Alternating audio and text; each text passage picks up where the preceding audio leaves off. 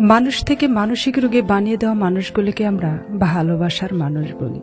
আমি প্রতিশোধ নেওয়া পছন্দ করি না। আমি শুধু দূরত্ব বাড়িয়ে কথা বলা বন্ধ করে দেই।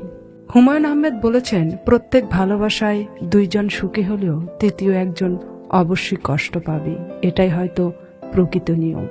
পৃথিবীর সবচেয়ে সুন্দর অনুভূতি হলো আপনি রবের কাছে কিছু চেয়েছেন, তা পেয়ে গেছেন। যেখান থেকে আপনাকে বিয়োগ করা হবে সেখানে আর নিজেকে যোগ করার চেষ্টা করবেন না, কারণ বিয়োগ স্থানে আপনি যোগ হলেও আপনার মূল্য সেখানে শূন্য। মানুষের পতন সেই সময় থেকে শুরু হয়ে যায় যখন নিজের আপন মানুষকে হারানোর জন্য পর মানুষের পরামর্শ নেয়। মাঝে মাঝে কঠিন পরিস্থিতির সম্মুখীন হওয়া ভালো। বিশ্বাসঘাতক ও স্বার্থপর মানুষগুলো চেনা যায়। সবার কাছে প্রিয় হতে গিয়ে কখন যে নিজের কাছে অপ্রিয় হয়ে উঠেছি বুঝতেই পারিনি।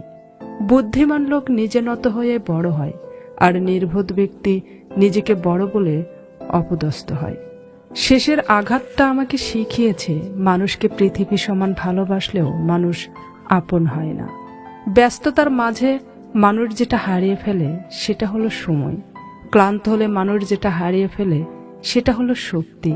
আর স্বার্থ পূরণের জন্য মানুষ যেটা হারিয়ে ফেলে সেটা হলো মনুষ্যত্ব।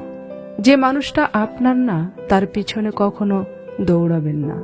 এদের পিছনে দৌড়ালে একসময় দেখবেন সময়, অর্থ, সম্মান সবই শেষ।